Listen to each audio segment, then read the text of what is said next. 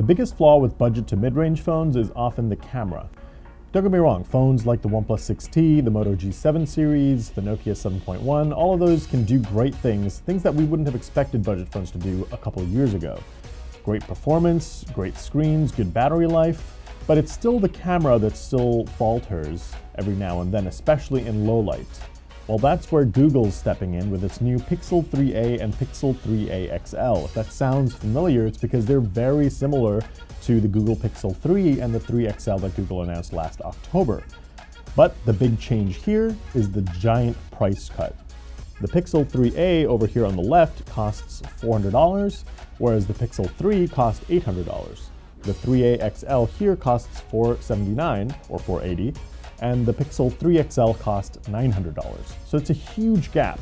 But the key feature here, other than the price, is the fact that you get the same exact class-leading camera experience. So now for $400 or a little more, you can get a fantastic camera experience, all while saving a lot of money. That's the pitch with the Pixel 3a, and let's check it out. Before we get started, we haven't spent much time with the Pixel 3a, so we can't really comment on battery life, so we're mostly going to focus on the 3a XL. Check out our review on digitaltrends.com to find more about the details for the 3a. First things first is that it looks very similar to the original Pixel 3. The left is the Pixel 3a XL and this is the Pixel 3 XL. Of course, the colors are different, but you still can get it in white like you see here with the 3a. The difference is with the white now you get this pastel orange button, whereas here with the older Pixel 3 you get the mint green power button. The new purple-ish color is what this is called over here, and there's also a white and black, but with the purplish you get a neon yellow power button on the side. Otherwise, the rest of the phone looks pretty similar. Of course, the main visual difference comes from this little metallic frame that surrounds the back panel. You don't really have that here. So it does look a little cleaner.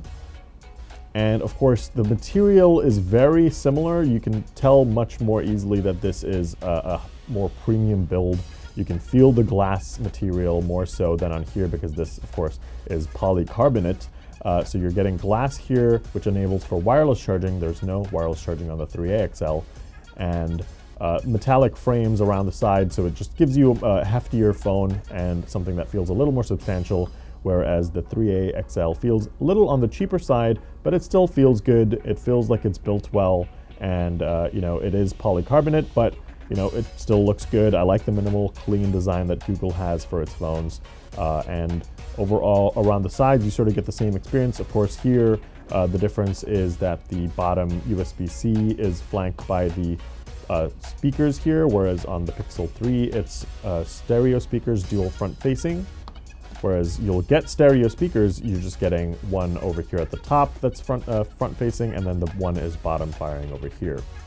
So we'll get the USB-C port, SIM card tray on the left, and you get actually a headphone jack. So you don't get a headphone jack on the Pixel 3 or the Pixel 3 XL, but the new Pixel 3a and the Pixel 3a XL, you get a headphone jack, and that's definitely going to please a lot of people who miss and hate the fact that a lot of phones are losing that port entirely. And you get the same fingerprint sensor experience, and you can use your finger to swipe down and swipe up to bring the notification bar up and down. It's over on the front that I think Google could have done a better job. Now, people may have complained about the huge notch on the Pixel 3, but for example, OnePlus is a company that has been able to slim out the bezels around the phone screen to make it look more contemporary without making something as jarring as that. However, that's something that I think Google could have improved on, slimming out these bezels over here. It's not the biggest deal in the world, and some people might not find this an issue at all, but that's just something I think Google could have done to make this more contemporary, because even amongst budget and mid-range phones, you're seeing this happen. The screen technology is different on these phones. You're getting an GOLED screen on the Pixel 3a XL and the Pixel 3a, as opposed to the AMOLED screen that you got on the Pixel 3 and the 3 XL. So it means different manufacturer making those screens. And they're also slightly lower resolution and slightly smaller, well, sort of. So the Pixel 3a XL has a 6.0 screen, whereas the Pixel 3 XL has a 6.3 inch screen. So you're getting a slightly smaller screen for the 3a XL, for sure. However, the Pixel 3a has a 5.6-inch screen, whereas the Pixel 3 had a 5.5-inch screen. So you're getting a slightly larger screen on the Pixel 3a. Whether that really is noticeable is really tough to say, but you can see sort of the build size of the Pixel 3a XL compared to the Pixel 3 XL. They're very similar in terms of build and how they feel in terms of length, width, and height. It's just really the fact that there's this notch over here, you're getting slightly more screen real estate, which is why you can say it's a slightly larger screen over here. More on the display, the screen resolution between the 3A and the 3A XL is very similar. It's a 2220 by 1080 resolution on the 3A and a slightly lower resolution, 2160 by 1080p resolution on the 3A XL. So the 3A is going to be slightly sharper, but it really is tough to tell. But also, if you compare it to the Quad HD Plus resolution on the original 3 XL, again, it's not easy to say that one is sharper than the other in just average viewing conditions. I have noticed that the screen technology makes it so that the screens on the 3A and the 3A XL are slightly more saturated than the screen on the 3XL. But if that's an issue for you, you can head over to the settings menu, the display, and there's color options to choose from where you can get a natural look if you want to mute the colors a little more, have them slightly boosted, or adaptive, which adapts to what you're looking at. And the glass being used to protect this display is actually different from the original 3 and the 3XL. Most manufacturers use Corning's Gorilla Glass, whether it's Gorilla Glass 3, 4, or 5, or even now 6, that's something that they use to protect the screen, whereas Google has gone with Asahi to manufacture the glass on the front of the Pixel 3a and the 3a XL. It's called Dragon Trail glass, and we're not quite sure how much more effective it is, if at all. So it's probably cheaper, it's probably not as strong considering it is a cheaper phone. So that's something to keep an eye out, and we'll definitely be keeping an eye out if we see scratches on the screen long term as opposed to Corning's Gorilla Glass on the 3XL. So you can kind of tell that the colors in the 3A XL and the 3A are slightly more boosted than in the 3XL. Now, one other thing that you should note is that the 3XL supports HDR technology. So things like in Netflix, if the video is shot in HDR, you'll be able to support it and get slightly more accurate colors as well, which is an additional plus for the more expensive phone. But otherwise, the screen experience, movie watching experience is pretty fantastic. You're getting pretty great screen all around with the $400 3A and the $480 3A XL. And in terms of sound, the Pixel 3 XL sounds the loudest, but that's because the audio is just directly being blasted towards my face, whereas the other two, because one of them is a bottom-firing speaker, it's sort of pushing the audio a little to the side. However, they all still sound pretty good. It's just that the best viewing experience obviously comes with the 3 XL due to those dual front-facing stereo speakers. One thing I'm really surprised by is the performance on this phone. It's powered by the Qualcomm Snapdragon 670 with 4 gigs of RAM, and that's the same with the Pixel 3a in the back. Now that's opposed to the Qualcomm Snapdragon 845 processor in the Pixel 3 and the 3 XL, and most modern Android flagship phones this year are run with the Snapdragon 855 processor. So phones like the Galaxy S10 and even the Pixel 3 last year will definitely give you stronger, faster performance. However, I haven't had really any issues at all with performance on these two phones. It's operated very smoothly. I've rarely seen stutters, maybe when I'm scrolling quickly in some apps. And switching between apps is pretty fast. I have noticed maybe slightly slower app load times, but really I haven't noticed any real big issues that would, affect day-to-day performance of the phone. I even played PUBG Mobile, which is a battle royale game, and the automatic graphical settings that it suggested were high. So that's unusual for most mid-range to budget phones that I use, which often, the processor is something not as good as the 670, and the game usually suggests medium to low graphical settings. So the fact that it's just high, and I played a couple rounds with it as well, and performance was very smooth, graphics were pretty great looking, and again, really surprised by the performance on the Pixel 3a and the Pixel 3a XL. What's really neat is that the software experience is exactly the same as the Pixel 3 and the 3 XL. With the 3A, you're getting the same uncluttered Android 9 Pie user interface, and of course you can upgrade to Android Q, the beta, if you so desire. And that's the other thing with the Pixel phone, you'll get 3 years of software updates and 3 years of security updates, and that's a promise from Google, so you're definitely getting a lasting device, at least in the software side. You also get a bevy of other software features. For example, there's Now Playing, where the phone will detect the songs playing in the surrounding and display the name here, which is a pretty nice way to just know what's playing in case you wanted to look it up before. Another cool feature is called call screening, and that happens when you get a call. What happens is essentially you'll see this screen call button, and when you press it, Google Assistant will sort of start the call by saying, hi, this person you're calling is using a screen service from Google, and we'll get a copy of this conversation. Go ahead and say why you're calling, and they will sort of say something or leave a message, and you can sort of continue to say, is it urgent? Basically, it's a really good way to screen a call to make sure it's not a robocall so that you don't have to waste your time answering it.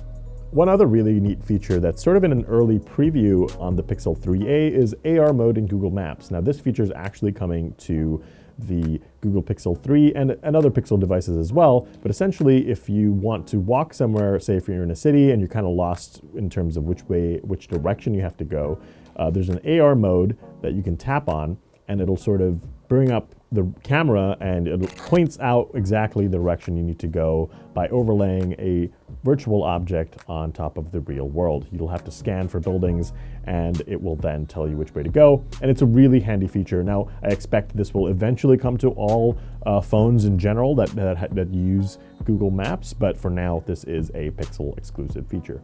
One thing that's kind of weird is the fact that the Pixel 3a and the Pixel 3a XL have bigger batteries than their more expensive counterparts. That's probably because the phones are slightly thicker, but still you would expect the more expensive phones to have bigger batteries to last you a longer time. Well, the 3a XL has a 3700 milliamp hour battery and the 3a has a 3000 milliamp hour battery.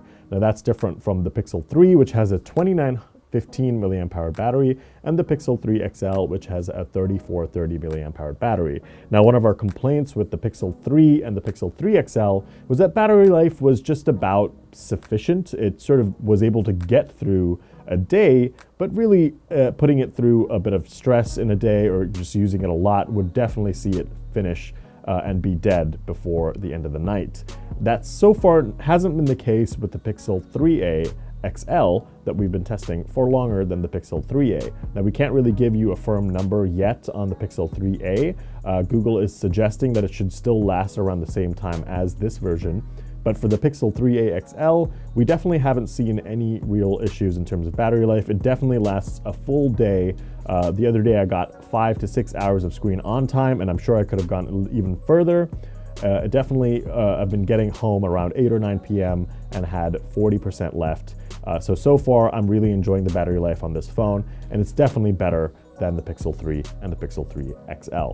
And one more thing to add, you are getting a USB-C 18-watt charger to fast charge this phone, which is great and all, but the big difference also in how you charge it is that with the Pixel 3 and the 3 XL, you have wireless charging because this is a glass back, but because this is a polycarbonate back here, you cannot wirelessly charge the Pixel 3a or the Pixel 3a XL, so you have to sort of be satisfied with wired charging. So the key selling point for the Pixel 3a and the 3a XL is the fact that you're getting the same camera experience as the Pixel 3.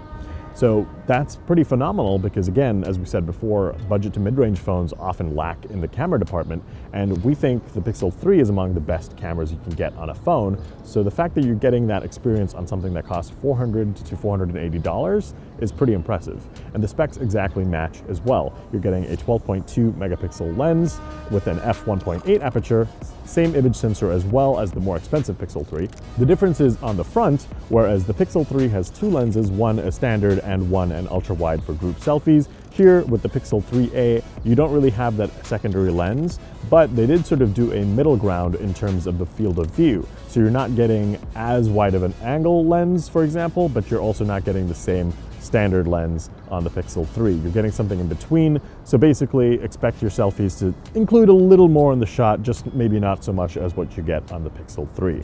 You're getting the same exact camera app experience as well, and you get the same features from panorama to portrait mode.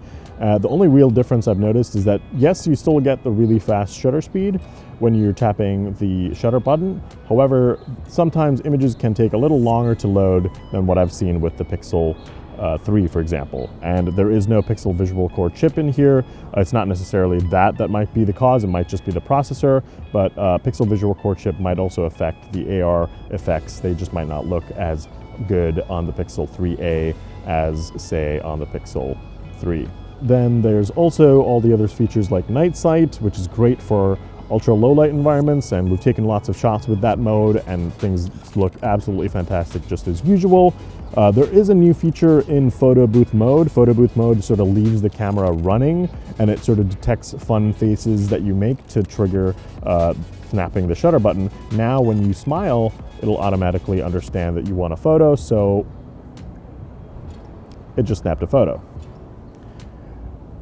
And there is a new mode. This mode is going to be coming to other Pixel devices. It's called time lapse. So now you can shoot time lapses, and there's even different speeds that you can choose to really get a custom feel for what you want.